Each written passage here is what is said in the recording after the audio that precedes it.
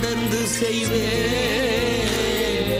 பலியான இயேசுவுக்கா கரங்களை உயர்த்தி சொல்வோம். பணிவிடை தொடர்ந்து செய்வேன்.